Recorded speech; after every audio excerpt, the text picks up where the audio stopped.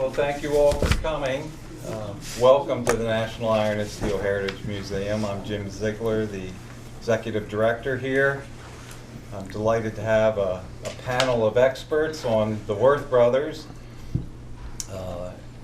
They are members of the committee that we have that's called the Iron and Steel Roundtable.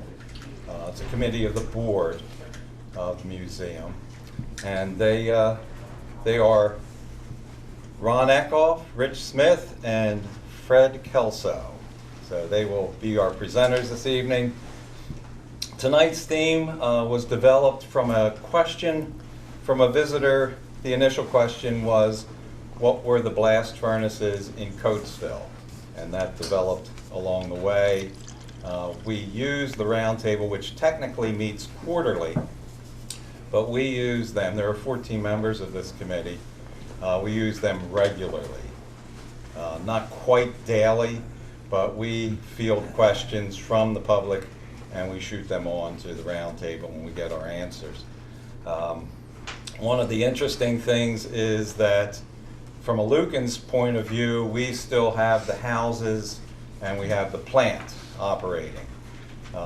As you'll hear from the Worth brothers, not all the houses are still standing, but some of them have gone, and of course the plant has gone. So without further ado, I'll turn it over to the panel. Good evening. I guess I'll get started. We're going to start off with talking about the family themselves. My name's Ron Echoff.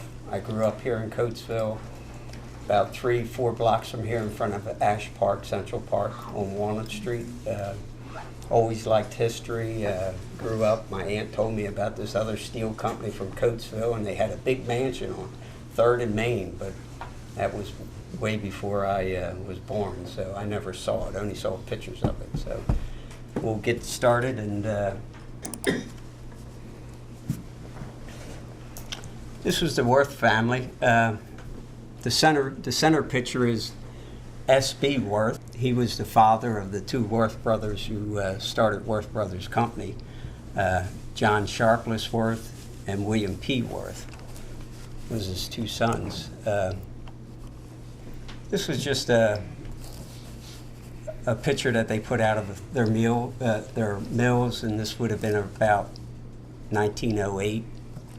It shows the viaduct mill is right here with the tube mill in front of the high bridge, and then they also purchased the Valley Mills, which was the Pennock Mills, and then this was their facilities here in South Coatesville, and then this was their office along First Avenue in South Coatesville.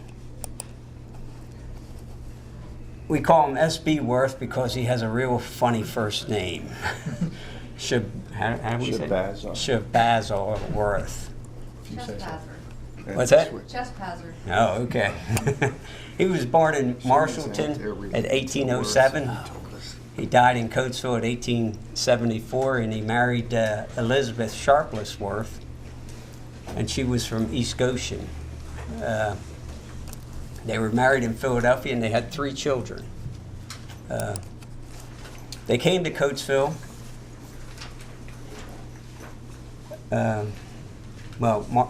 S.B. Worth was born in Marshallton, and he worked as a storekeeper and a blacksmith at Emeryville. He later formed a partnership with Steel to operate the Lauren Iron Works. And then between 1847 and 1852, he went to Elk Iron Works in Maryland for the Park family to run the Elk Iron Works. Worth then came back with Steel, and they purchased the Triadelphia Iron Works in Coatesville, which was by the High Bridge. At that point, it was just on the north side of the High Bridge.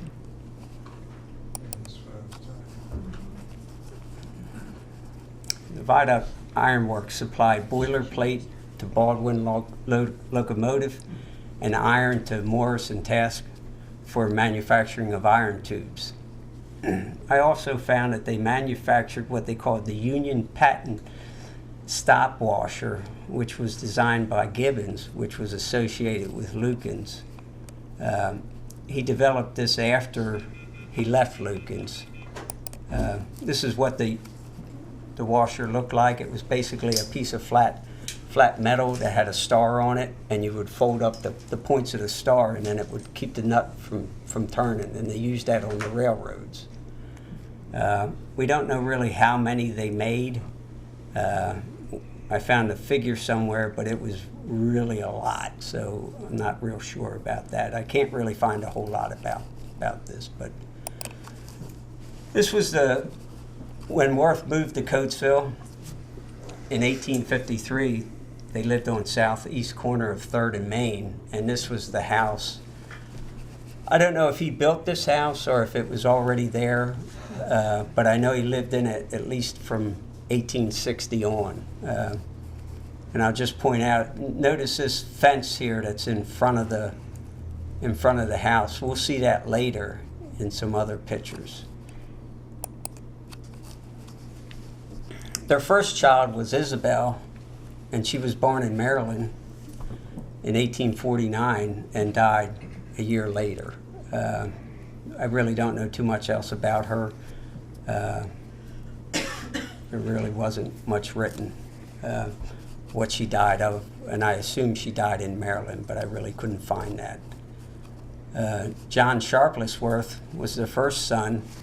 He was born while his father was at Elkton Iron Works. He was unmarried. He was educated at the Taylor Chester Valley Academy in Coatesville, which was on Chestnut Street between 2nd and 3rd Avenue near the post office. Pretty much all the Worth family went to Swarthmore College. He didn't care much for it and left not too long after going there. And he managed the Viaduct Iron Works. He was president of the Worth Brothers Company, and then when they moved to Claymont, Delaware, he was chairman of the board of the Worth Steel Company. The Worths also were involved in getting the National Bank of Coatesville started. He was a director of that until he died, and he was very mechanically inclined and had 13 U.S. patents for steel mill equipment. When he died, he left, in his will, he left $2,000 to each of the employees that worked for him. And that was paid over a 5-year period, $200 for each year.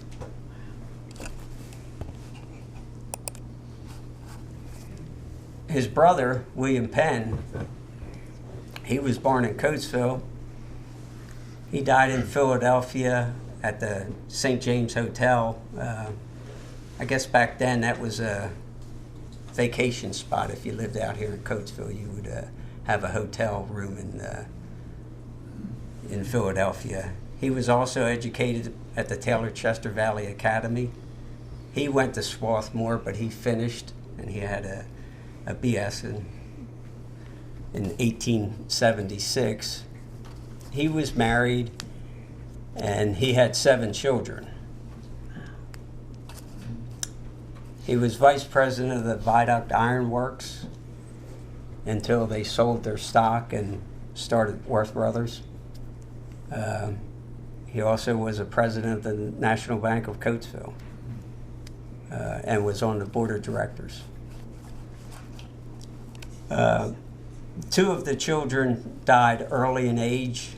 The ones with the stars behind it, they ended up going into the iron or steel business with their father. These are the children and when they were married, and just a little background about them. William Penn built a mansion on the southeast corner of where his father's house was. And if you remember about the fence, you can see the fence right here. Here's the gate to the old sidewalk. It wasn't replaced when they made the postcard.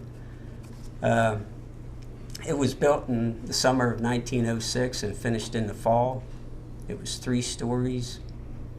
It was a really nice looking home, 1,700 square feet. And the firm Watson and Huckle was the architect, and the builder was McGuire from Philadelphia. The estimated price was $37,000. They had extras, and the reason we know this was the builder ended up having to sue William Penn Worth for final payment because there was some dispute about the cost. It was eventually sold to American Stores in March 26, 1947 for $87,500. And that's where the Acme Market was then built. I put this house here. This is the William Ridgway house. It used the same architect that the Worth Mansion was. It's still standing. And the other building that used the same architect was the National Bank Coatesville building. City Clock Apartments. Right. And it's still standing too. Youth. This is a postcard that was looking east on the mansion. It's not finished here. You can see the porch and the steps aren't completed. Here's another picture of the front with the old fence in front of it. Here's a greenhouse that was built next to the house. And this is just a progression of how the house was the original house, and then they had hot houses, and then they had a Liberty stable. And then when William Penn built the big house, this is it, and here's the greenhouse. And then they added a garage for the autos. This is a blurry picture, but it shows how big the mansion was, along with the stable in the back and the garage off to the side. And this is where the greenhouse was, right here. And this was the old church across the street. Worth Brothers, William Penn also had a stable, and it was on West Main Street. This is Church Street. This is where Worth Brothers ended up building an office building, but originally they had a stable there. Here's a shot showing exactly where it was located at. This was John Sharpless's house. It's called the House of the Seven Gables, or the Hill Farm. It was on Black Horse Hill. I'm not sure when it was built. It was a Victorian style, and his daughter ended up living in it, Elizabeth Worth Spackman, with her family. And they owned it up until it was sold in the retirement communities up there now. Worth Brothers also helped build the original Coatesville Hospital. Each of the Houston and Worth Brothers gave $5,000 for a total of $20,000 for the construction. I'm sure they did other things in the community. It's just it's hard to find other things that they did. This is Edward's house. It's along Chestnut Street. It's the Wentz Funeral Parlor. This is the front of it, and if you look at above the window, there's a ribbon that looks like a W going through a wreath there.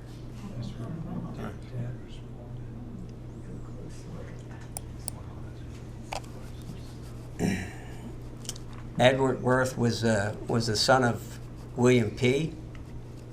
They got married in Philadelphia to Anne Holloway, and he was president of Worth Steel Company when they moved to Claymont. The other brother was also involved. He lived somewhere on Black Horse Hill, but I don't know which house it was in. but I do have a record that he lived somewhere up there. And then the other brother, William Worth, he ended up working for the Worth brothers until they moved, and then he was heavily involved in the Worth brothers, in the Worth Steel Company in Claymont, and also was on the board of directors on multiple other companies.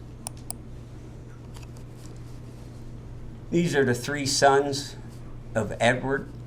They were also involved in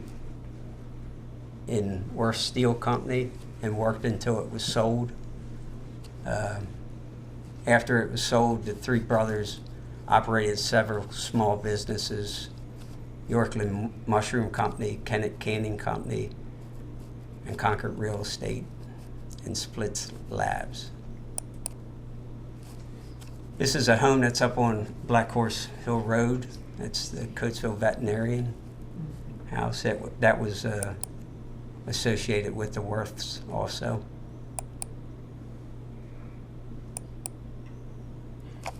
And that's about all I have for now. May I ask a question?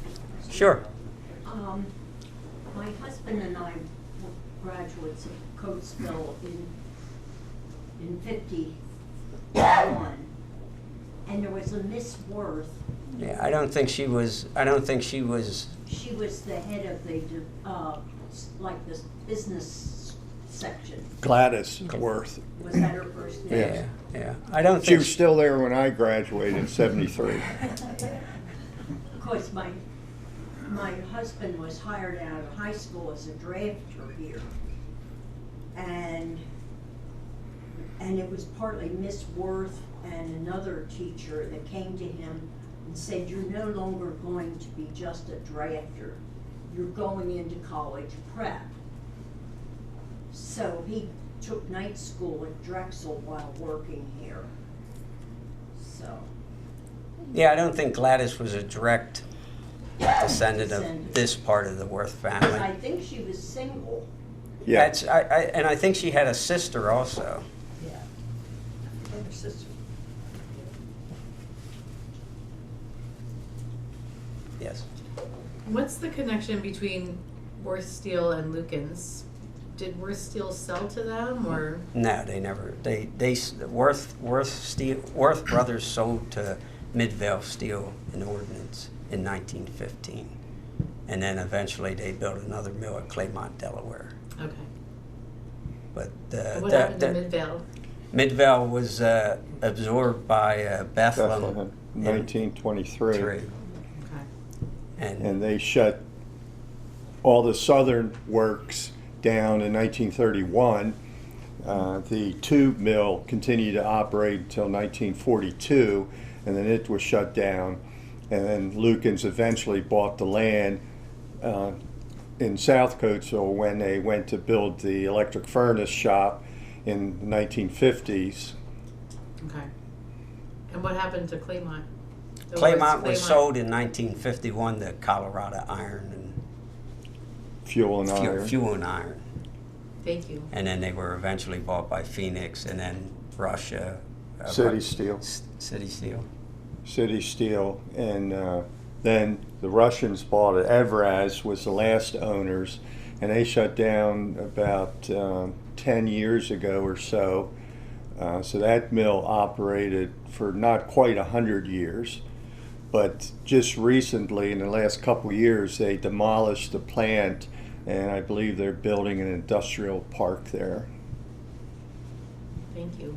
And as Ron mentioned on his last slide there, it said Worth Brothers, the forgotten steel mill.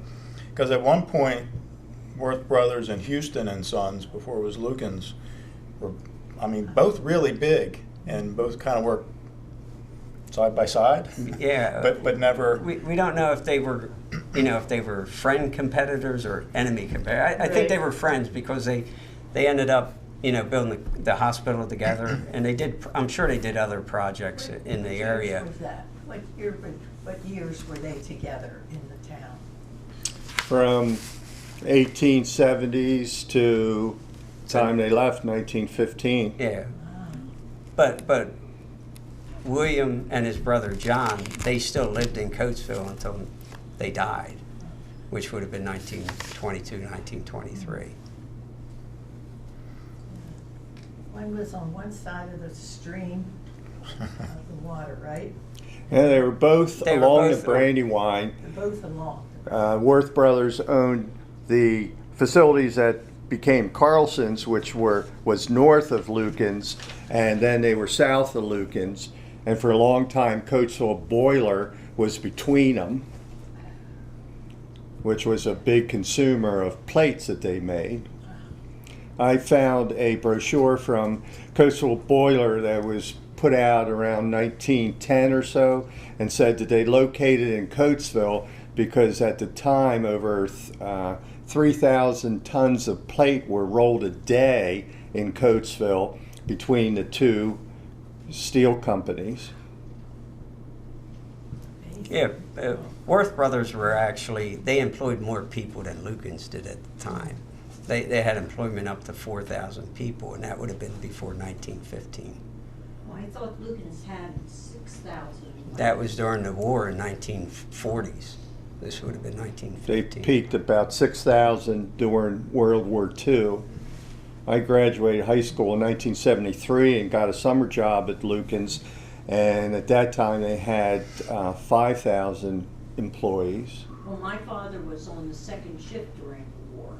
He wasn't a steel worker, he was a plasterer, but because he had to do defense work, he was forced to work there. Do you know what he did there? I don't know. I know one time he came home with a piece of steel in his eye. I did that too. And I think they got it out. I don't remember any repercussions. It's also interesting that Worth Brothers seemed to grow by acquisition. They kept kind of absorbing some of the older ironworks in town, whereas Lucan's kind of grew more, just kind of kept building themselves as opposed to building by acquisition. So it's kind of different. Yeah, I think different Worth pathways Brothers, to I success. haven't found this, but I think they had some kind of relationship with Baldwin Locomotive. Their father had that when they were at the Viaduct Mill, and I think when they built Worth Brothers, that's when steam locomotives were really big, and they needed a lot of steel. And Worth was also the second, I've seen articles where it said that they were the second largest plate producer behind U.S. Steel, or, well, what would it have been called? It was U.S. Steel. U.S. Steel. I'm sorry to be so unknowledgeable, but what do you mean by plate? Plate, just in other words, it's just like a sheet of metal, a sheet of paper, Like a piece of plywood, just bigger. bigger. And what would that be used for? It could be used for a boiler. They could, bend it. Someone else would bend it, make it into a boiler. It would be used on battleships. It would be used on Bridges, tanks, storage tanks, like the ships. big oil tanks that you see, like that. But what drove these businesses were marine boilers, locomotives, and then in the 1870s, 1880s, shipbuilding. The original center of the shipping industry in America was New England, because that's where the Pilgrims landed, and ships had to be repaired after bouncing on the ocean for 2 or 3 months. But when they started to switch to iron hulls, steel was centered in Pennsylvania. So the shipbuilding, iron hull shipbuilding grew up along the Delaware River from Philadelphia, Chester to Wilmington. And there were lots of mills here in Coatesville and between Coatesville and Philadelphia, and that just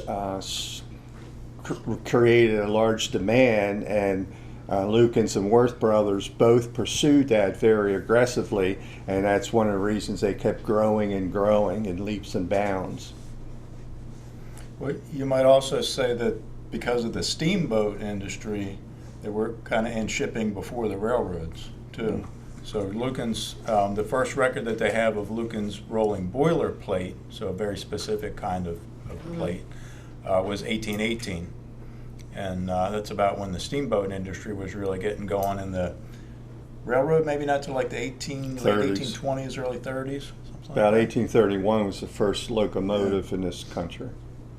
So very tied to many industries along the way. It really helped. I mean, they all helped build America. Yeah. I remember seeing the smokestacks just pushing out that black smoke all over the place. Oh, yeah. Yeah, not that there weren't repercussions, but I lived a couple blocks from here in West End, and I remember my mother sweeping the porch and steps every day. We went to Catholic school. I had 4 brothers and sisters. That was 5 white shirts and blouses a day, 25 a week that had to be washed and ironed. And every time before she hung clothes out, she would take a rag and wipe the clotheslines down. And one time I asked her why, and it was because if you didn't, you hung white shirts on it, they got black streaks on them. Yep. Yep. Those were the days.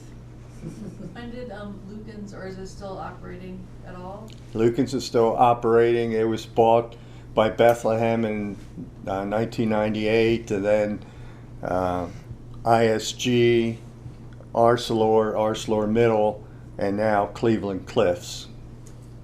But it's still operating. It's the oldest continuously operated iron and steel manufacturer in the country. Is it And I still understand they Still make plates. They produce as much steel now as they did when they were About as much, yeah. How many people do they employ? 600. About 1,000 or so. it's growing again, right? Starting to increase, yes. We probably bottomed out under ArcelorMittal probably around 700 or 800. I don't know exactly, but I still work there. Okay. And Arcelor was a foreign-owned company, right? Yes. And now Cleveland Cliffs is back to American ownership? Yes. And Cleveland Cliffs was just in the news, I think, for trying to buy U.S. Steel today, I saw. Yeah. So Wow. that's been going on for a couple months. Yeah. Cleveland Cliffs is a big deal. Why did they, the mansion in Coatesville, why was it, I mean, did they just need money for the land, or? No, I think the mother passed away, and none of the children, there was just, well, I guess there was some children, but yeah, the children didn't want it. They didn't live. The only one that still lived in the area, I believe, was Elizabeth's back then. Okay. Who also had a big house. They to also take had care a of. big house and a farm. She had like a 300-acre farm up there, Oh, outside of Coatesville? right on top of the hill. Pretty close to the entrance of 82 and the bypass, Oh, okay. that hill. Okay. So where was the Worth brothers, were they, again, they were Quaker originally? Quaker, yes. And the Houstons were Quaker, so I don't think they were mean to each other in any way. I wonder if they went to the same meeting house. I don't know. Yeah, that would be interesting. Quick question. Back in 1915, I guess the decision for Worth Brothers to move to Claymont must have been a huge deal for everyone in Coatesville. I'm just curious. I never heard about either a reason that they moved. I mean, I assumed some reasons, but I never read anything about why they moved to Claymont. I couldn't find any. What the reaction was. Yeah. Well, they didn't move to Claymont right away. They sold out. And just my thoughts, U.S. Steel was formed in the early 1900s, 1901, 1903, and I was a combination of a lot of Carnegie steel mills and other steel mills, and suddenly they were so much bigger that other companies started to merge to try to meet that size benefit that they had. And there was lots of talk about the next 4 steel companies joining together, the next 6 steel companies joining together. And I've seen articles about companies trying to buy Lukens and the Worth brothers to make a big steel company. And they offered Lukens, there was offers to buy them, which they turned down. And I guess the Worth brothers just thought it was too much money to turn down. They were bought for $18.5 million, which was a phenomenal sum, just astronomical. And a couple executives from U.S. Steel had a disagreement about management, left U.S. Steel, bought Worth Brothers Midville Steel in Philadelphia and Remington Arms outside of Philadelphia, and put them together, and suddenly they were the third largest steel company in the United States. So the Worth brothers took all this money, and 2 years later they bought land down at Claymont. They picked a site that was good for bringing in raw materials and shipping. It was on the port of the Delaware River, and they built a new steel company. Started out with a rolling mill, then added steel making, and built a facility that was just about as big as their Coatesville facility. Thank you. I remember going there down in Claymont as a kid with my father, and we would go into the steel plant, and the noise and the sight of these great big burning things. It was an incredible place. Like forges or something, is that what it would have been? Big cauldrons with That would have been the open hearth tapping, the hearths. pouring the steel into a ladle that you probably could see from the road. And dangerous work. A few lives lost, I'm sure, yearly. Yes, unfortunately. What a way to go. Well, if there's no more questions right now, I'm going to take over and talk about the facilities. Ron did an excellent job of describing the players, especially the father and the two sons. I'm going to talk a little bit about the mills that and the steel making. When I started digging into the history of Lukens, I found a diagram from the 1850s that showed that there were 8 rolling mills in Coatesville in the 1850s, in and around Coatesville. The oldest, of course, was the Federal Slitting Mill, started by Isaac Pennock in 1793. Then he came to Coatesville and built the Brandywine Iron Works in 1810. Laurel Forge was in Mortonville, and they added a rolling mill in 1825. Sam Hatfield in Wagontown added a rolling mill to his grist mill in 1836 called the West Brandywine Iron Works. Hibernia Forge added a rolling mill in 1837, and then Isaac's wife and son started a rolling mill just north of here called the Callan Iron Works, which became the Valley Iron Works that Ron mentioned. The viaduct works were started in 1838 by 2 brothers and a brother-in-law, and that's why it was called Triadelphia, or 3 brothers, in 1838. In 1847, the 2 brothers, the Forsyth brothers, sold out and built the Thorndale Iron Works, which was the first rolling mill that didn't depend on water power from the Brandywine or a tributary in the case of Federal Slitting Mill, which was the Buck Run that emptied into the Brandywine. The Thorndale was the first steam-powered rolling mill, so it didn't depend on water power and moved away from the Brandywine. The father, Shahbazar, as we were told before the Chespazar, as Ron mentioned, was born locally and became an iron master in the 1840s, switched from a farming and storekeeper and blacksmith background. and moved to the Elk Iron Works in Maryland for 5 years. He was a partner at Laurel in Mortonville with U Steel and kept that interest when he moved to Maryland. In 1852, him and U Steel paid $957 for the viaduct mill that was in some financial trouble. So he came back to Coatesville and ran that mill, and U Steel stayed at Laurel and ran that one until SB died in 1874. As Ron mentioned, he had 2 sons, John Sharpless and William Penn. Now, SB died in 1874, and at the time, John was about 23 and William Penn was only 18. Ron mentioned that William graduated from Swarthmore, so he was still in college for a few years.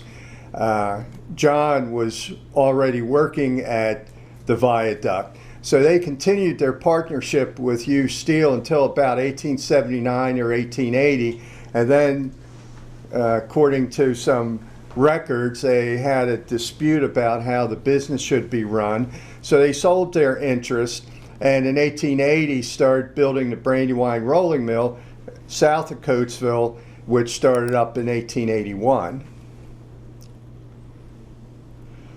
The first building that they built was similar in size to the viaduct. It was a wooden frame structure, only 64 feet wide and 144 long, and it had a rather modest rolling mill. It was 90 inches wide. It was already bigger than the mill Lukens had, which was 84 inches wide, but it was a 2-high mill and had 28-inch diameter rolls. Valley Mill at the time had a rolling mill that was 110 inches wide, so that was the widest one in the area. It was steam powered, employed 40 men, and rolled between 1,800 and 2,000 tons a year, which, based on the average weight of the plate given in the records, turns out to be about 100 plates a week. If they work 6 days, that's about 15 or 16 plates a day.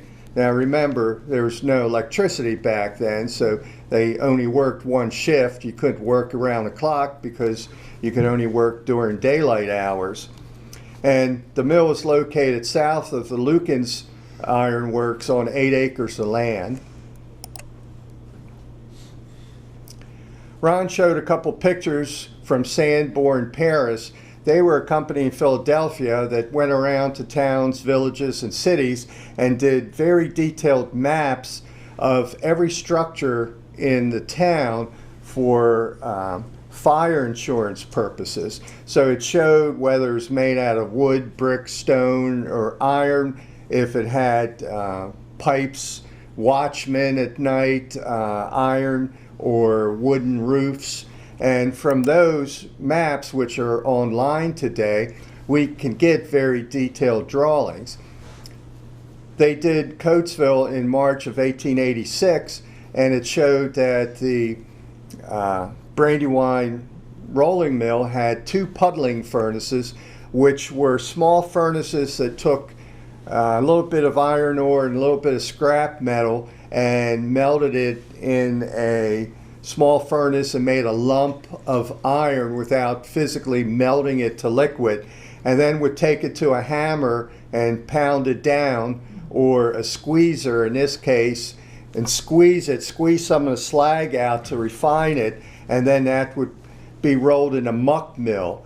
Now, you may have heard terms, they got wallowed down in the muck, or they were mucking around, and that's usually a designation of dirt or filth, because a muck mill took iron that was not pure and squeezed more of the slag out of it and somewhat refined it. It was more pure than it started out, so it was called a muck mill. And they were typically not very wide, and they would take this lump that came out of the furnace, it was hammered into something square and could be fed into rolls. And the rolls would have grooves in it, and you could roll it to a 3-inch wide strip or a 5-inch wide strip or a 7-inch wide strip, and then you had something you could work with. In the early days, they took those strips, put them together, crossed a layer like plywood, took iron wire, wrapped it around, and made a pile that went back in the furnace, got heated up to, quote, a welding temperature, back to the hammer and pound it so it stuck together, and then that would be fed into the rolling mill. What came out of the puddling furnace was only an iron ball that weighed 80 or 100 pounds, and you couldn't make a very big plate out of that. So you took these strips and you put them together to get enough piece weight to make a plate that was big enough to sell to a customer. Now that was different from the charcoal iron that Lukens used for boiler. That came from a blast furnace, went to a forge where it was hammered and the impurities were hammered out of it, and then that went to a rolling mill, and that was much purer, so it was much stronger, and that was used for boilers, where this was used for general blacksmith or then shipbuilding. So it got very popular in the 1870s because it was good enough for shipbuilding. In 1890, a picture that appeared in the Coatesville Directory of Businesses put out by the Coatesville Board of Trade showed that another building had been extended almost to the size of the original building. Several additions on the original building were put on. And if we go back to the Sanborn Paris maps, we can compare the 1891 map to the 1886 map, and you can see in this area it's been extended in this area. So if we look a little bit closer detail, we can see that now they added a flanging machine and a heating furnace to heat circles up. A flanging machine is a machine that took a circular piece of steel and spun it around or pressed it into a bowl shape, and they were used at the ends of tanks. So you would take a piece of plate steel, form it into a cylinder, and then cap the ends with two heads that were made on a flanging machine and rivet that together, and you had a pressure vessel or a storage tank. In addition, they had a bump out on the west side of the mill and the south side, which housed a new set of shears. So now they had a total of 8 furnaces compared to the 5 that they started out with. I mentioned Coatesville Boiler Works. This picture from their brochure showed that they were located between Lukens Steel at the north and Worth Brothers at the south, and mentioned that 3,000 tons of plate were rolled a day.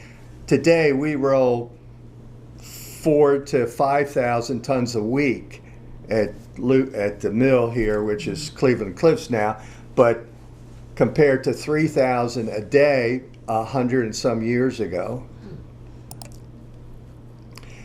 These are products that Coatesville Boiler Works produce. Again, this was before welding, so you see all these rows of rivets. They would take narrow plates, join them together with 1, 2, 3, or 4 rows of rivets and make structures out of them.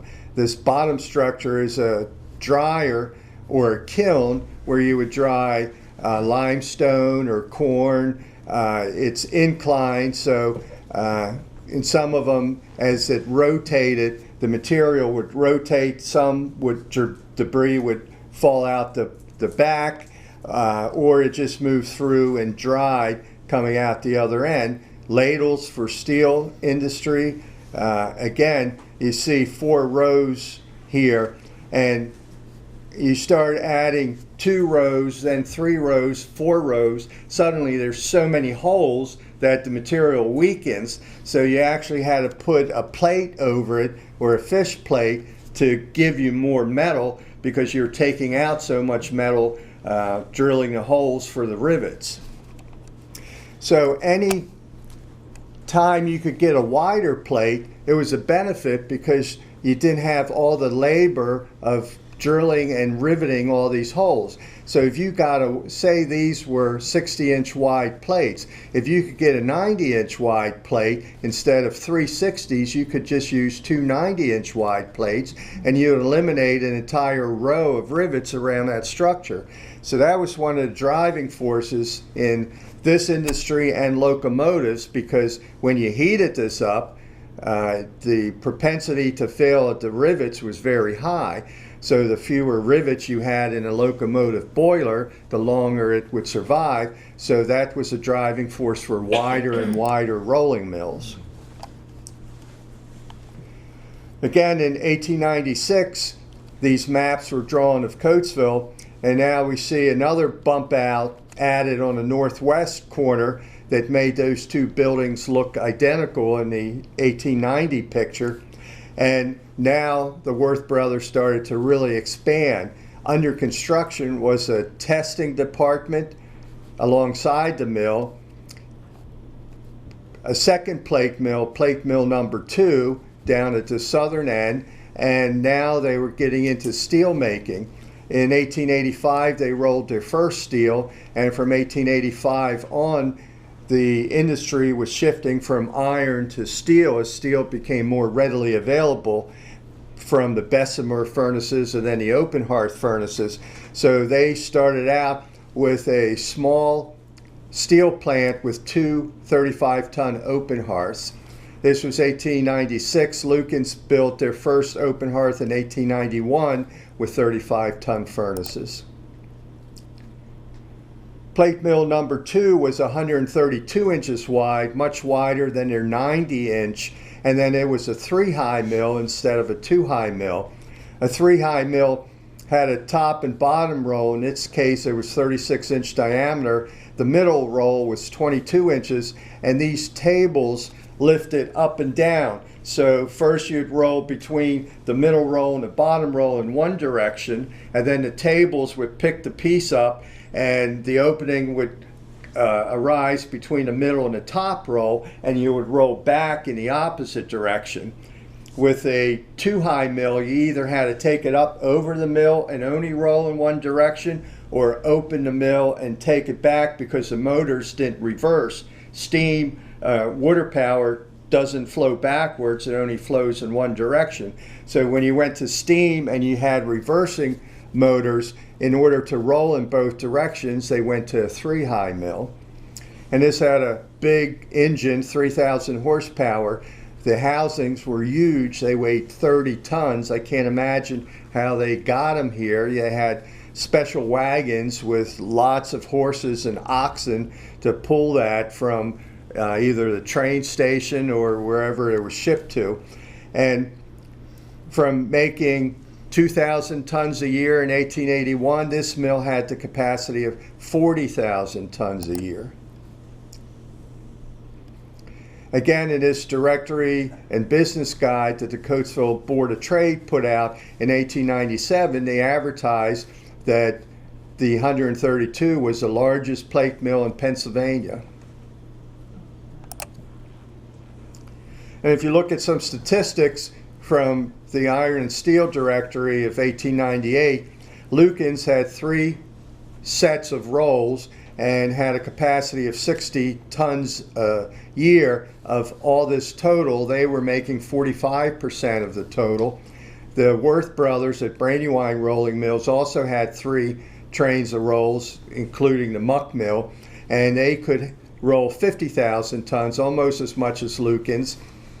They, at this time, also owned the viaduct, which was making iron tubes and pipe, and that had 15,000 tons a year capacity. And the Valley Iron was still operating, and it had 11,000 tons. Moving up to 1902, Worth brothers continued to expand. They purchased a 132-acre farm next to their land in 1899, and now they expanded the open hearth plant from 2 to 6 35 tons. every time you build a new mill, you need more steel supply. So expanding the steel making went hand in hand with building another rolling mill. Plate mill number 2 to the south of plate mill number 1 had 4 little heating furnaces to heat up the small ingots. Now, instead of having to put all those pieces together to make a big chunk of steel to roll a plate, you could cast an ingot from steel and heat it in these furnaces and roll it. So now the plates started to get bigger and wider, heavier and longer. Here's a picture postcard of the Worth Brothers Mill from down around Youngsburg and Lower Gap Road, looking toward the northeast, showing a very clear sky despite all these smokestacks. Alongside of it is a picture from the Hagley Museum, an actual picture, and you can see all the black smoke from the open hearths, the steam from engines and boilers, and as people talked about, the skies were pretty dark back in those days. There's 2 pictures I have. One is Lucan's Steel by night, and another is Worth Brothers Steel by night. With a full moon, you see the steam and the smoke still bellowing out of the smokestacks, but you see the expanse of the rolling mills all the way from South Coatesville up to the Coatesville Boiler Works. The open hearth number 2 had 10 furnaces. Open hearth number 1 had 6. They had 3 and 4 mills by now. It was just a very big plant.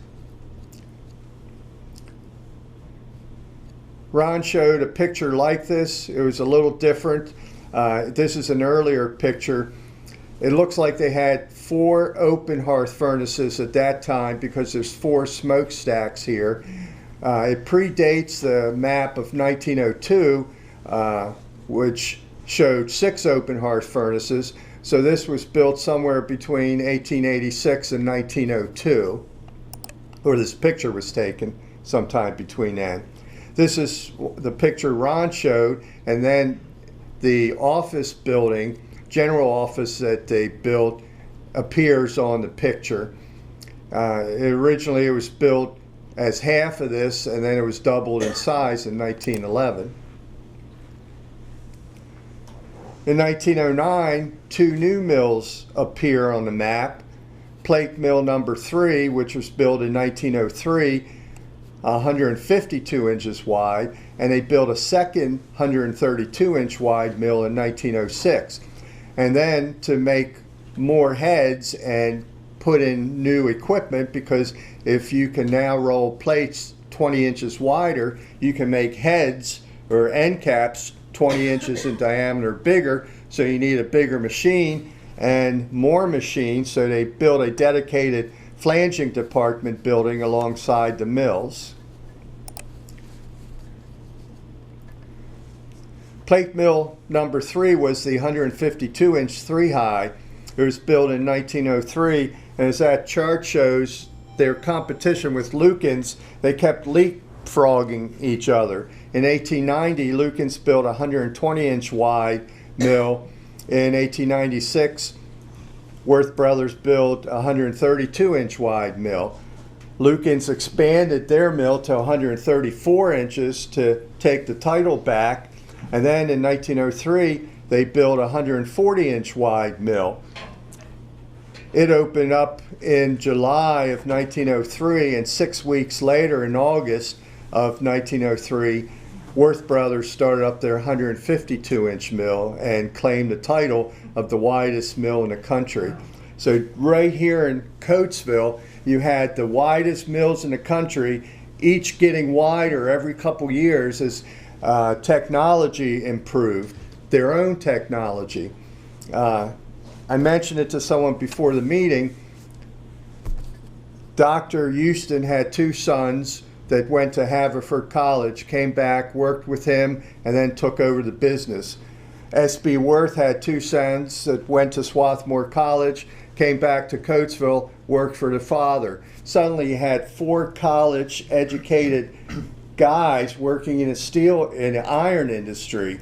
One of the set of brothers from each company worked in sales and marketing. The other one was a hands-on mill guy out in the mill, improving every day. We rolled 15 plates yesterday. Why can't we roll 18 today? We made steel in a 35-ton furnace last year. Why can't we make it in a 50-ton furnace?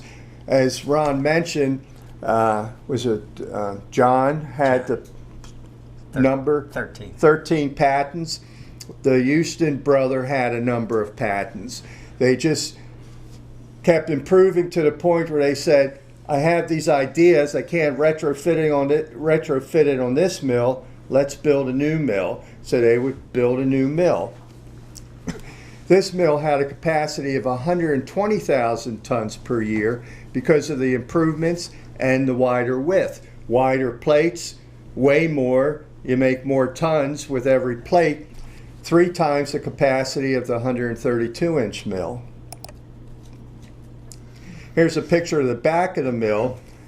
What increased the capacity was also the ability to eliminate all the manual handling. So this mill was built so the plates left the mill, went down tables, went to a straightening set of rolls that made it flat, went on to cooling beds where it stayed flat while it cooled, and then onto rollers. These are called goosenecks, and you can move the plate around in any direction. You have a set of shears on each side. You would bring the plate down after it cooled, trim one side, spin it around, trim the end, push it to the other side, trim the other end, rotate it 90 degrees, trim the other side. Men would have to move these by hand, but prior to this, you would roll a piece, set it off in a pile, set the next piece on top of it. Uneven cooling would make them go out of flat.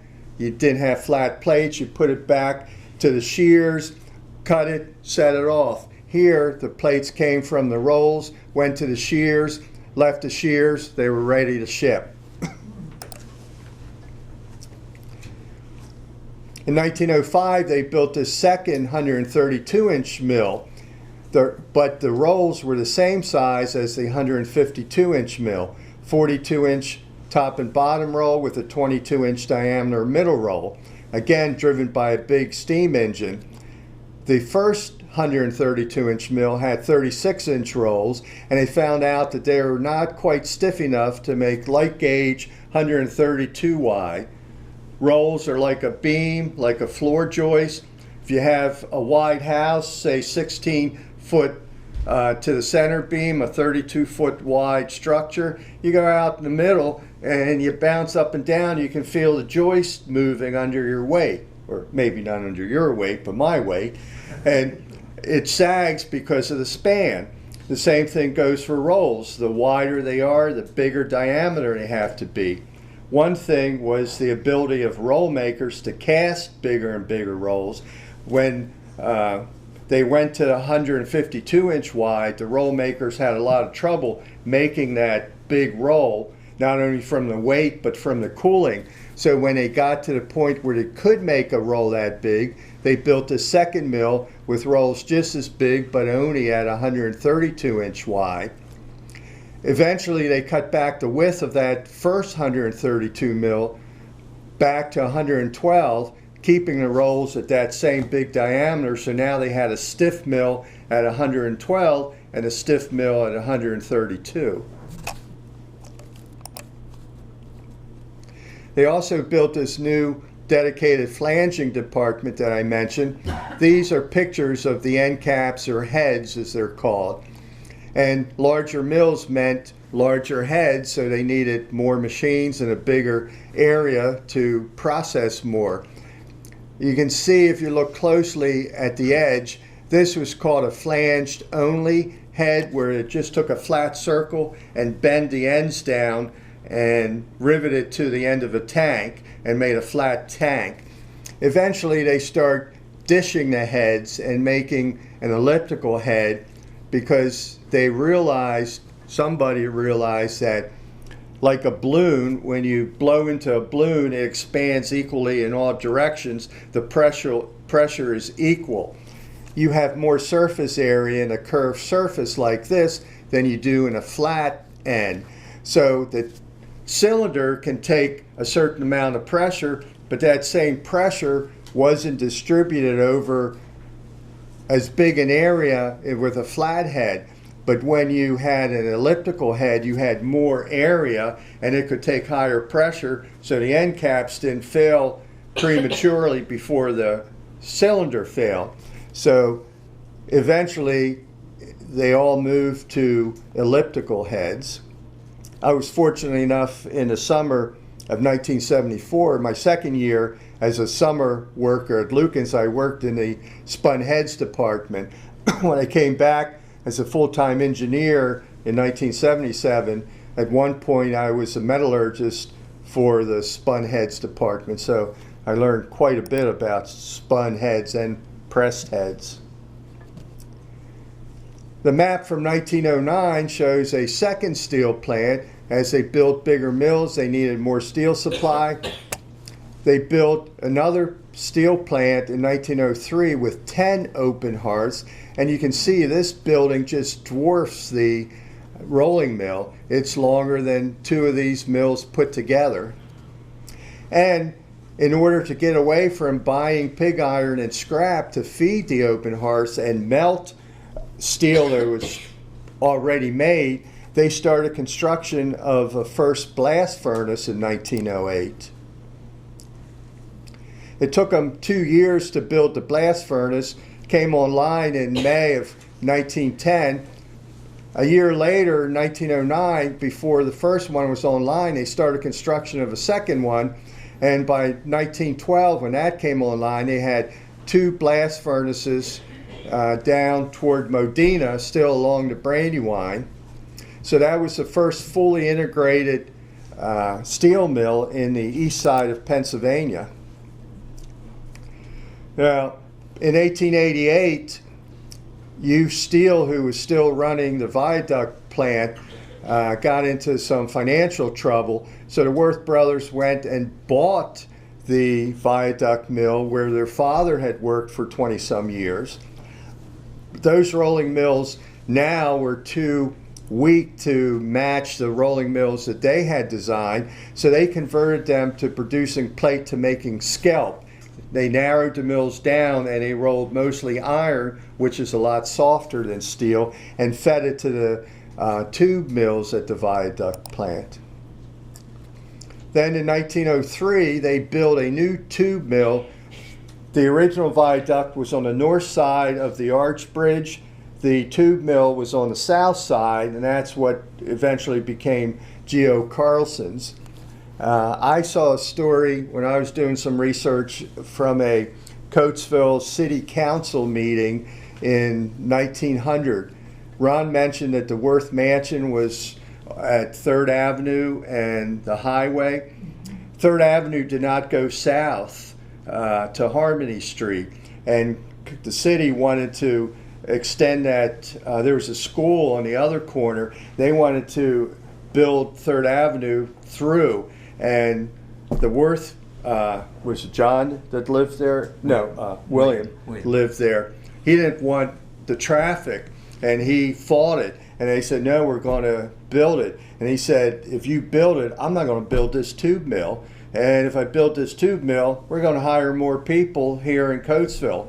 Well, they built the street. He got upset, so they delayed building this mill for 3 years. Then in 1906, they bought the Valley Iron Mill, which was closer to the bypass, which had also gotten into some financial trouble. Now, this is a mill that had the big 110-inch mill in the 1870s and 1880s. They were too high mills. They weren't very big diameter rolls. They weren't conducive to rolling steel plates.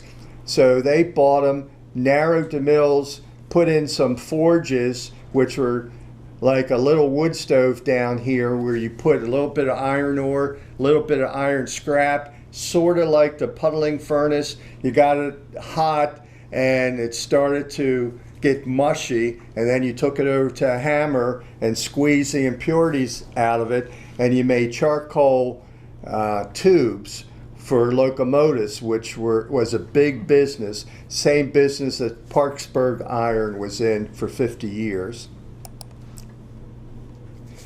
I don't know, it might be hard to see, but the arrows point to the two mills. You can see how small they are. Not very high, not very big housings. I mentioned the housings or the frame of the mill. For the one mill at the Worth Brothers was 30 tons. You can see these housings probably only weigh 2 or 3 tons. So that's where all the force is taken up when you're rolling, and it just didn't have the force. So by 1915, right before the Worth Brothers sold, Lukens had continued to expand and had 4 sets of rolling mills, could make 380,000 tons a year, a little over half of the Coatesville output. Worth Brothers could make 300,000 tons of plate, and the Viaduct and Valley mills making iron, scalp, and narrow plates could make a total of 55,000, and most of this was going to charcoal tube and pipe. And then the beginning of the end started. Worth Brothers sold everything in Coatesville to the Midville Steel and Ordnance Company in 1915.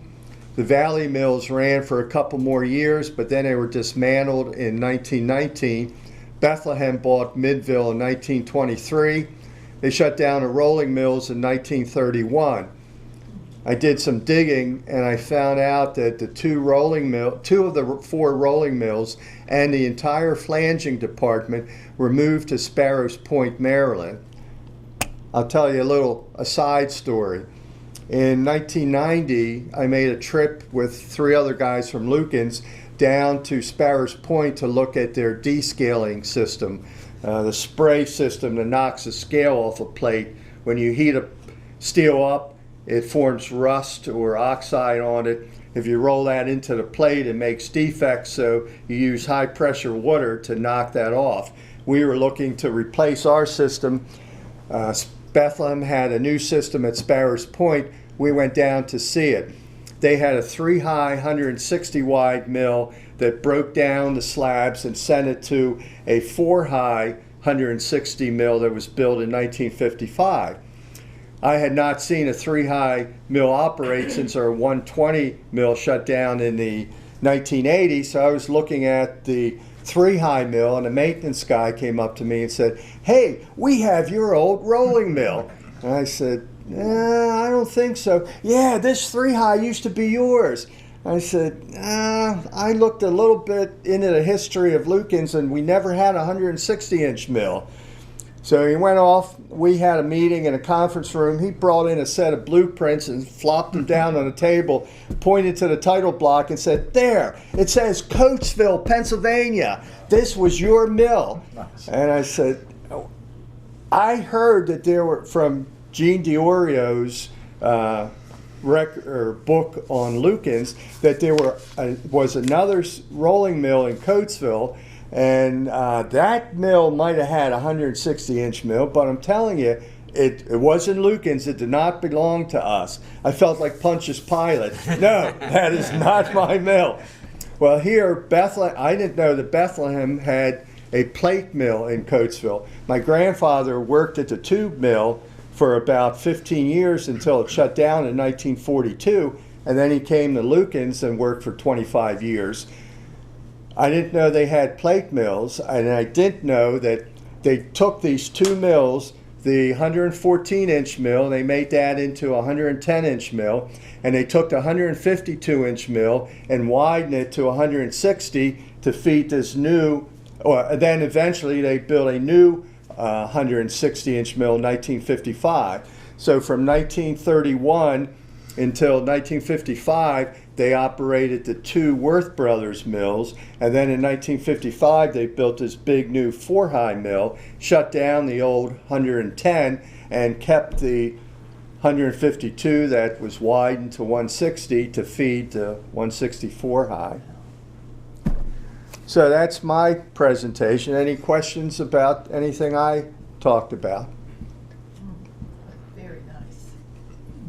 Yes. So all this boiler pipe scalp was all wrought iron then? Scalp for the tubes and pipes were mostly iron, but boiler plates were iron up until steel replaced it in probably the 1880s to 1890s. Parksburg made charcoal iron pipe until 1923, from 1873 to 1923. And then people passed laws that said it had to be steel because steel was stronger. But steel corrodes faster than iron at high temperatures. So the iron boiler pipes actually lasted longer, and that's what kept them in business for so long, was replacing these with material that lasted longer, but eventually the specifications forced them out of business. So all this charcoal iron, you'll have time to get together with you. I've never heard of these high, you showed the pictures of them before. I've never heard The of forges, these. Yeah, I've never, that's bizarre. that's So- what Parksburg had, Oh. and they put 10 of them in Valley, and when they rebuilt the viaduct, they had 26 of them in the viaduct. So because they were small, made little hunk of iron, and you had to make a lot of those little hunks to make all the tubing that they produced. 15,000 tons a year, that's a lot of 100-pound hunks.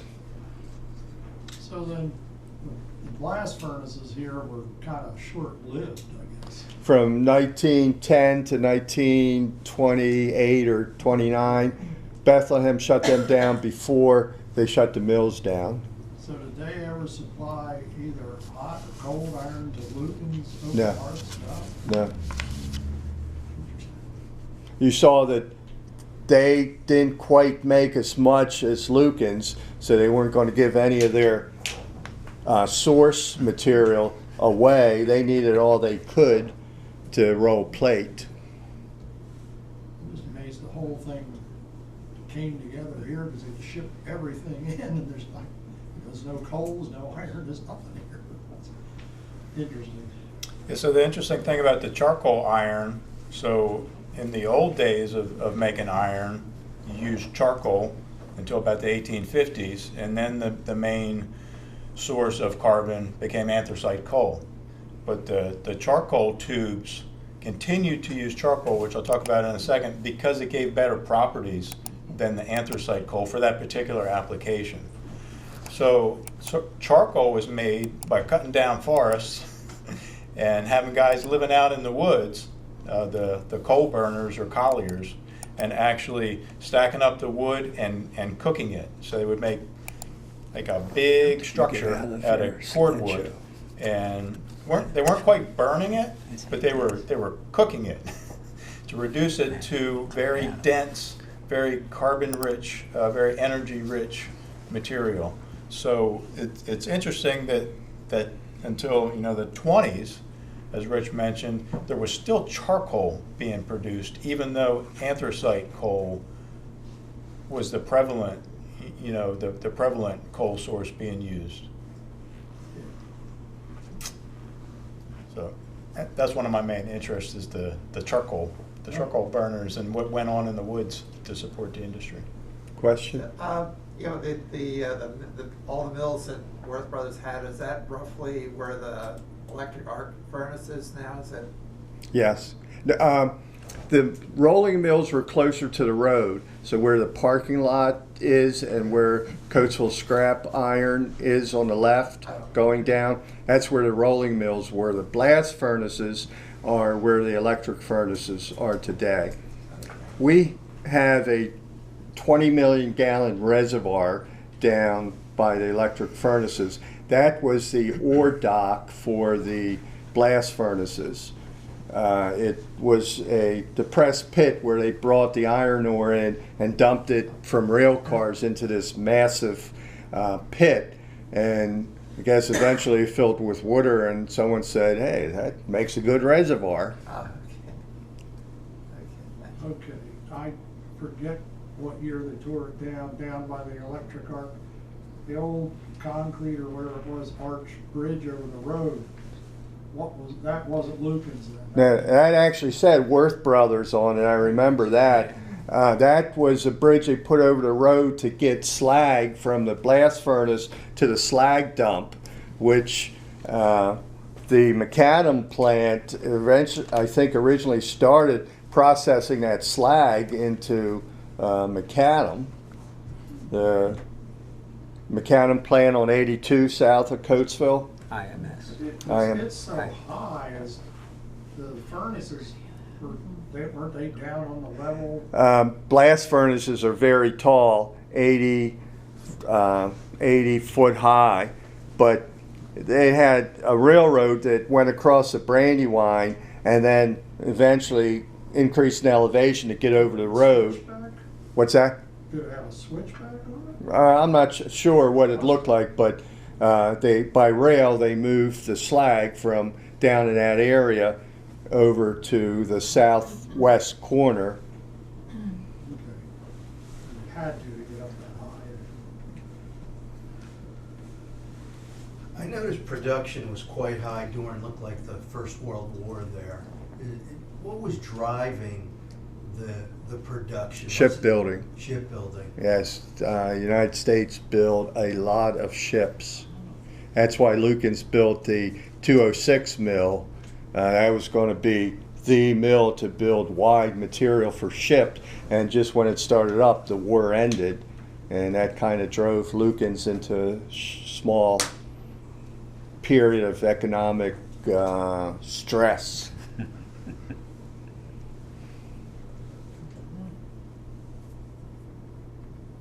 Any other questions? I'll turn it over to Fred. All good? All right, I'm going to try something different. I'm going to try to do this standing up. 'Cause I'm getting tired of sitting.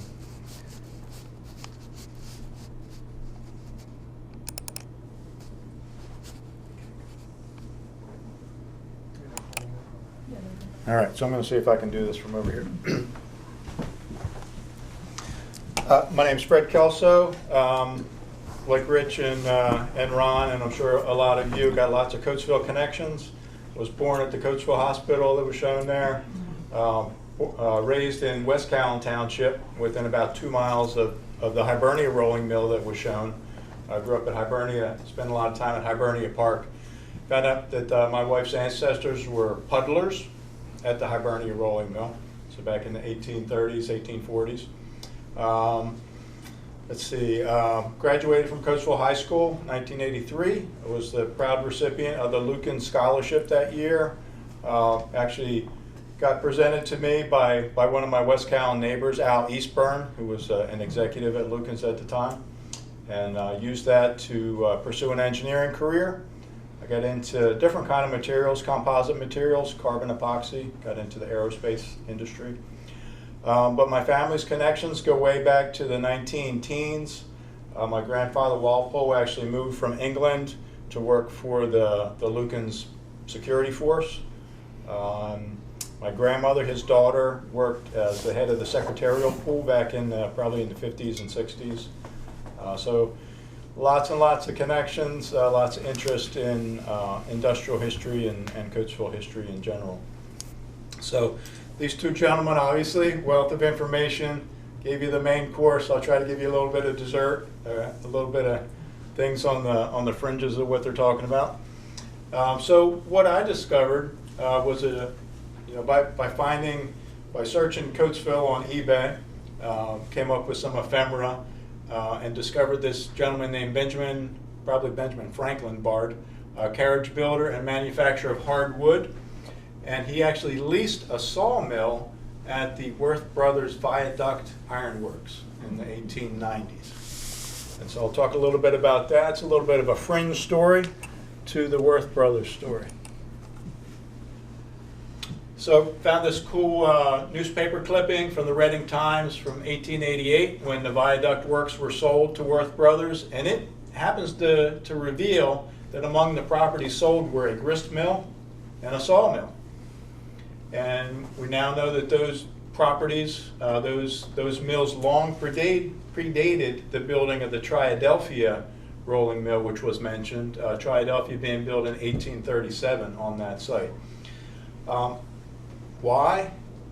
Because of the Brandywine. So the Brandywine was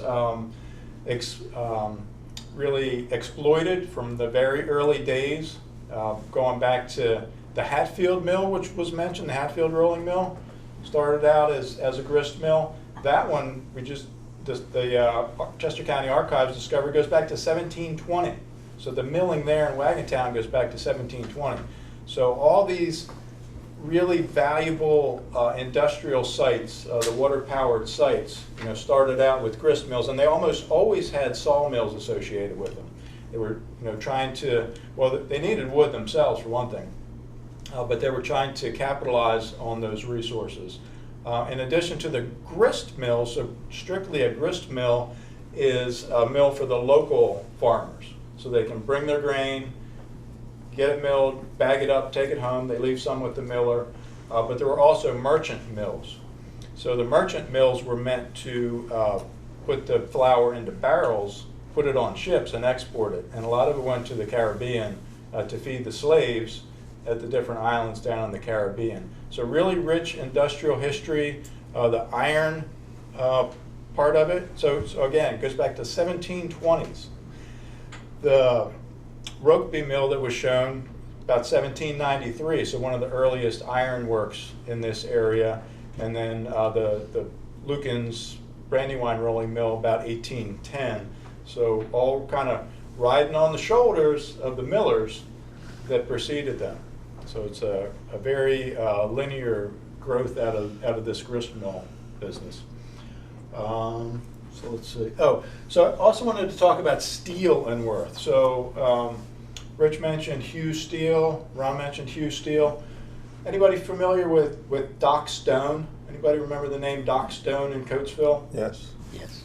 So he was. He actually delivered my father at home on Valley Avenue, Valley Road, back in 1928. Worked decades at Coatesville Hospital, pillar of the community. His grandfather was Hugh Steele, who worked with Shesh Bazaar, Worth at the Laurel Mill, and as was mentioned, ran into some financial difficulties and actually lost that property to the sheriff's sale at some point. So neat connections. It all kind of ties together. Coatesville Hospital. And because the family fortunes had declined, Doc Stone didn't have a lot of money. Charles Houston actually financed him to go to medical school. And there were no strings, except he said, when you're able, I want you to pay for somebody else to go to medical school.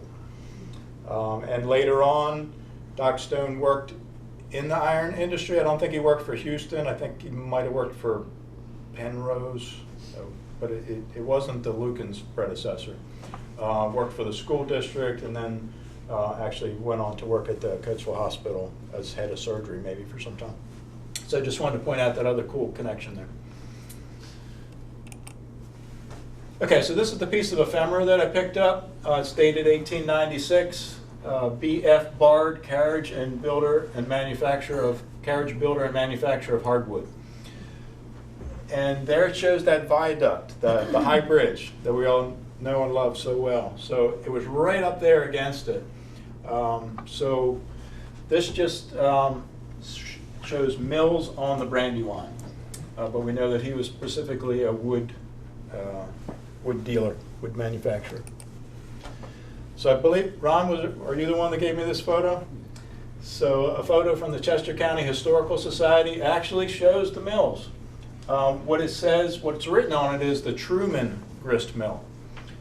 So this just says grist mill. I believe the grist mill and sawmill were connected, so I think they're all part of that little complex there. It says it was built by William Truman in 1809, replacing a former grist mill built by George Fleming. Flemings were very prominent milling family in Coatesville, again going back to the early days, early 1700s. So really cool to be able to connect that photograph with the graphic from the postal cover that I picked up. Yes, sir. Truman owned all the land from 2nd or 3rd Avenue up to the bridge over the railroad at Hope Avenue. Okay. And there was a blacksmith shop on the right side up near the railroad bridge, and across from there supposedly is one of his farmhouses. It's a brick 2-story building, and I traced it a couple years ago, and I forget the address, but I think it's boarded up now because there was a fire there a couple years ago. But one house associated with him is still standing there. Very cool. Very cool. Thank you. And so I found this in the direct tax from 1798 from West Callan Township. I believe this shows that same property, the grist mill and the sawmill, and Truman's first name was William. That little sliver there down by the viaduct, down by the high bridge, has belonged to many different townships. And it's even really hard to kind of trace it because it's this little sliver, but it seemed to belong to Callan Township, to West Callan. At some point, I'll show the map, looks like it was Salisbury Township, and now it's Valley Township, unless it's part of Coatesville. I'm not sure if it actually ever became part of Coatesville or not. Fred, one other point. Yeah. Truman had 4 daughters, and 2 of them married the Forsyth brothers, right. and one married a Yearsley. And they were the 3 that went together and built the viaduct iron mill. Okay, all right. Yeah, so there's those, the millers becoming steel Iron masters. Iron men, yeah. And women. Can't forget Rebecca. So here's just a couple of old maps that I found. This is the 1817 Whiteside map. It shows, put my glasses on, Truman's Mill right here. So here's Coatesville. Here's the little symbol for a mill. Here's the railroad. Probably not the railroad. That would have been the Lincoln Highway, I guess, coming through there. And then the same mill here on the 1822 Heineman map. And again, you can see Hatfield's Mill up here. You can see the Hibernian Mill all coming down here along the west branch of the Brandywine Creek. Another sawmill over here, the Yearsleys. Rock Run was in here too. Lots of milling going on at Rock Run from an early days. Another sawmill up here. Okay, so here's the 1873 county atlas, which actually shows Steel and Worth's grist and sawmill. So they didn't give it up. It's not like it got replaced by the iron mill or the rolling mill. They kept it, which I think is really neat. Just like the Worth brothers kind of preserved the history by buying up all these iron businesses and kind of keeping them going and then just adding to them, they kept the grist mill and sawmill too. Here you can see one of the mill ponds up here on the map. You can see lots of stuff going on at Rock Run. Steel and Worth had things up there as well. Pemex up here. Oh, before you change. Oh, sorry. Well, that's all right. I'm from Westchester, so I don't know. I keep seeing things on Facebook and postcards of this dammed up Brandywine up north. Is that the same pond? Yes. Kirch's Dam. They did, so I don't exactly even know what. Yeah, Rich would know. Rich Was wrote all that about that. North of the plate? Where was the dam? North of the plate works? Alongside, north of Valley Iron, it extended all the way up to 340 along 82. So where the bypass crosses 82, that was in the pond. But the face of the dam, I only know, I'm already, the face of the dam is right there where the bypass goes in. No, it south, was, south. yeah. It was, when you come into Coatesville off the bypass, Old 82 goes off to the right before you come down over the hill into Been Coatesville. up in there. And right where Old 82 went off, that's where Valley Iron was. There are still a couple concrete piers in the Brandywine where the Wilmington and Northern Railroad crossed the Brandywine to get into Valley Iron. And I saw the outlet of the mill race, the tail race, where it emptied back into the Brandywine once it came from the dam through the mill and back into the Brandywine. When did this blow out or whatever? The dam, in the 1830s, it flood destroyed the dam. Bethlehem owned it at the time. There was no reason for them to rebuild it. And then in the late 1830s, Bethlehem donated that land to the city of Coatesville, and there was a park there for years. There were stone walls right before the entrance to the bypass. If you're heading south on 82 from the Turkey Hill, there were 2 stone pillars with wagon wheels, and there's still one left on 340. It just got hit. One of them just got hit recently Yeah, by the Turkey Hill there. Yeah. And around the lake there were cottages or bungalows, and a lot of them got moved up by where WCOJ was. Montesey Road comes across the Caddy road corner there. from the Turkey Hill. If you go by there, you can see they've been added on to because they were so small, but you can see the original structure in each one with a whole lot of additions, different on every house. Yeah. Thank you, everybody. Yep. Sure.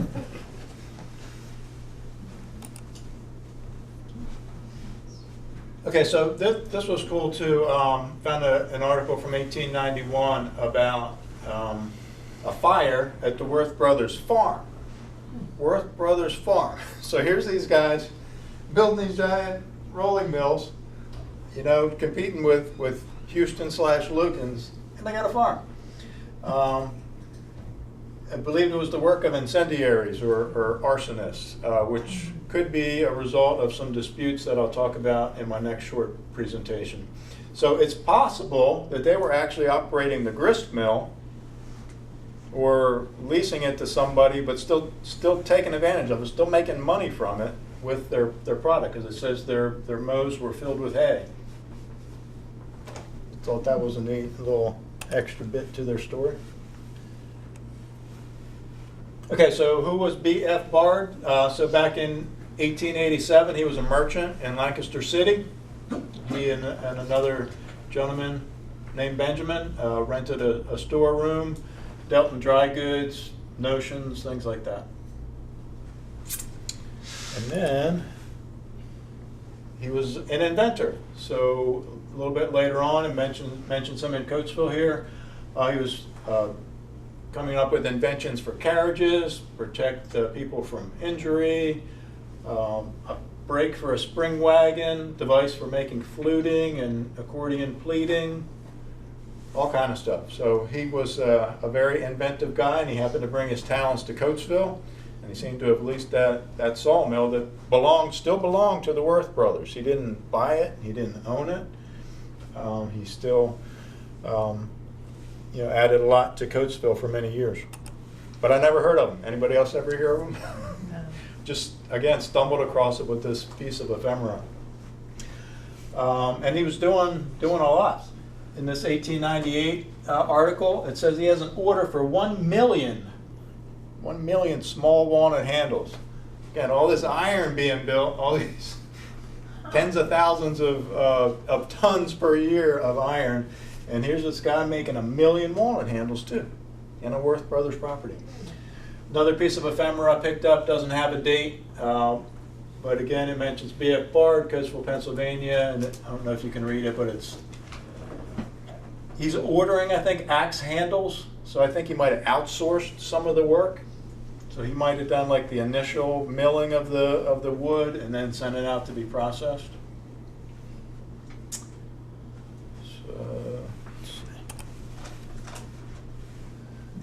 This is a cool piece of ephemera that I picked up. I have with me if anybody wants to take a look at it. Actually wanted to see if there were any of them in here. It's an old brass paycheck. So when a guy came into work, again, mostly guys, would come into work, his boss would hand him this paycheck, you know, if he got in on time, and then he could go hang it up on the board in the work area, and when the whistle went, he could pick it up and he could take it back, and then he could get his pay for the day. But somebody kind of had to approve it. I think they were locked up during the day, so like somebody couldn't take it out. I think it dates to about the 1890s, not exactly sure. So the main takeaway from here is that I thought it was cool that Worth Brothers kept a lot of Coatesville small iron works alive. You know, they bought the viaduct works, they bought the Pennock works, right? And they built some of their own, and then they kept, you know, they kept these ancient water-powered enterprises alive as well.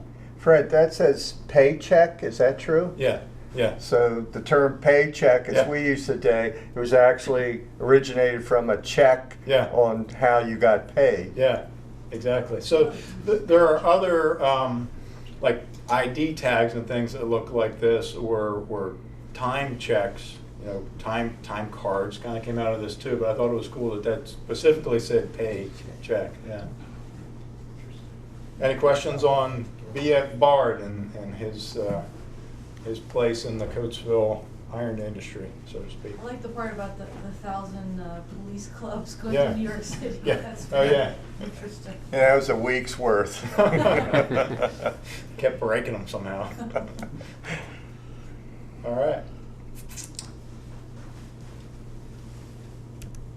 One more quick one. How do I get back to the main screen now? Yeah. Can help. Usually. I think if you... Cool, thank you.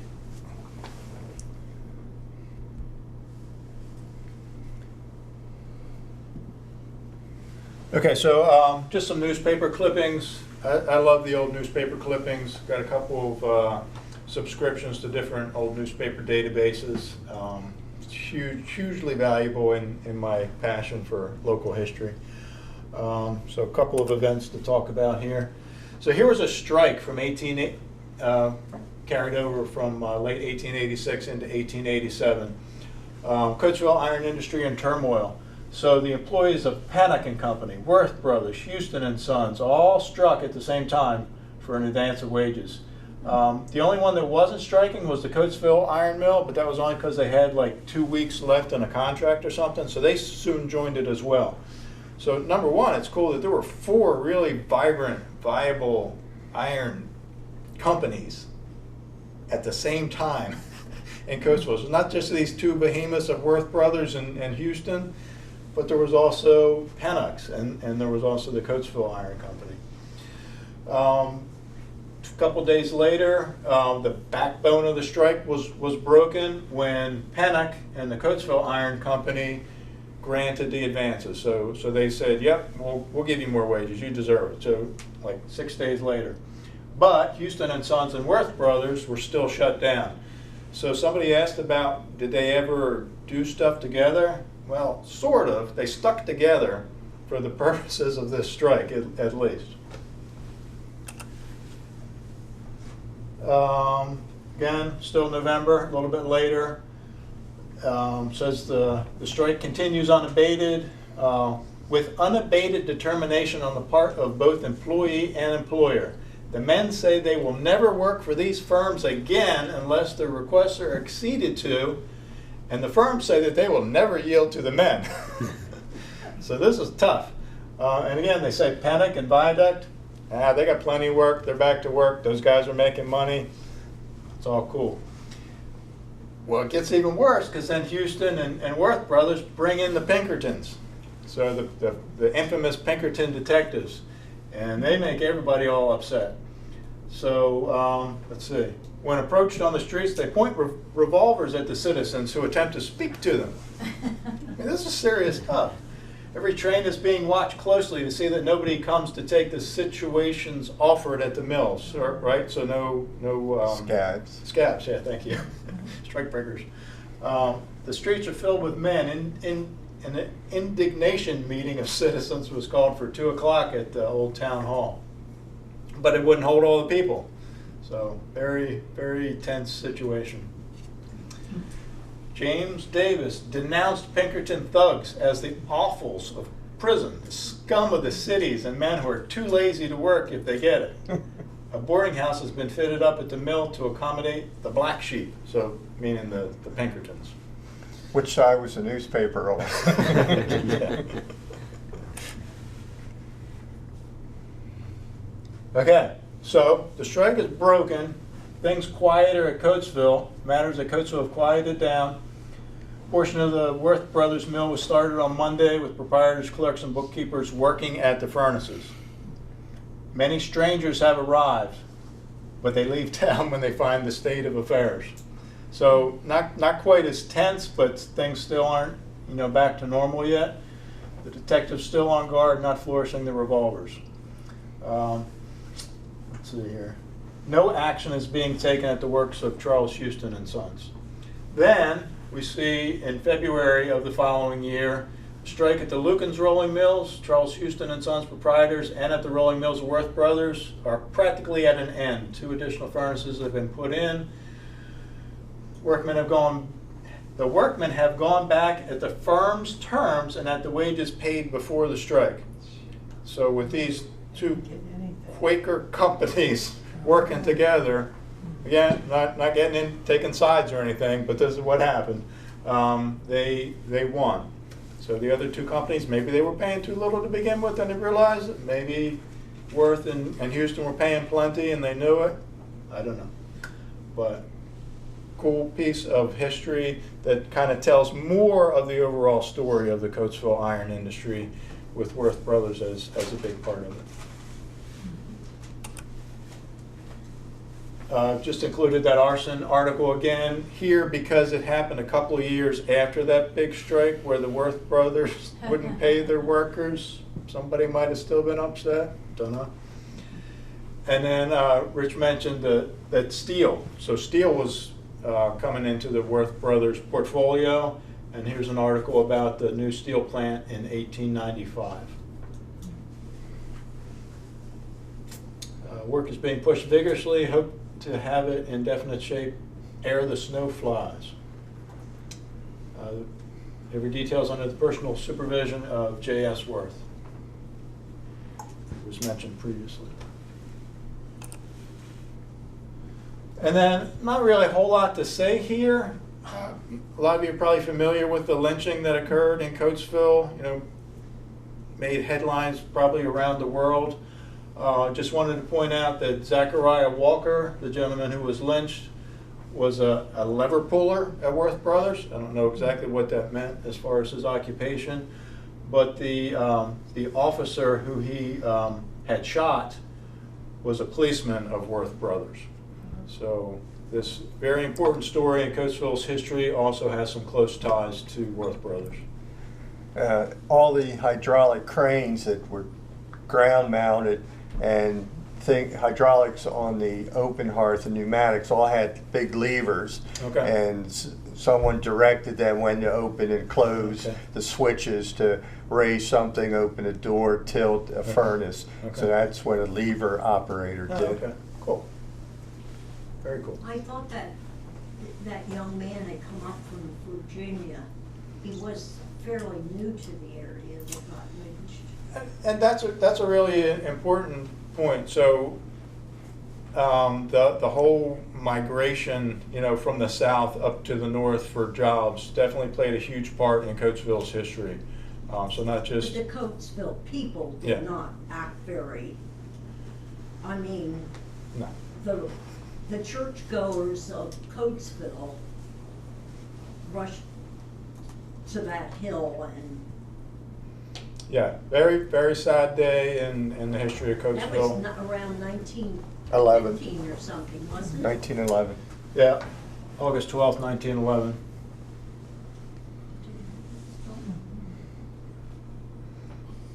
Just a weird connection here. So the iron policeman was Edgar Rice. He happened to be an uncle of an elderly neighbor of mine in West Callan named Benny Rice. Benny lived at one time in Hibernia in one of the cottages near the, I don't know if you folks have been there or not, but there's a kiddie pond and there's a cottage next to it. And so my old friend Benny Rice actually had a connection to this as well, and kind of a Hibernia, Coatesville iron connection. Anyway, I think that was all I had. Any questions? Thank you so much. That was Well, a thank lot you of very much, information. gentlemen. All right.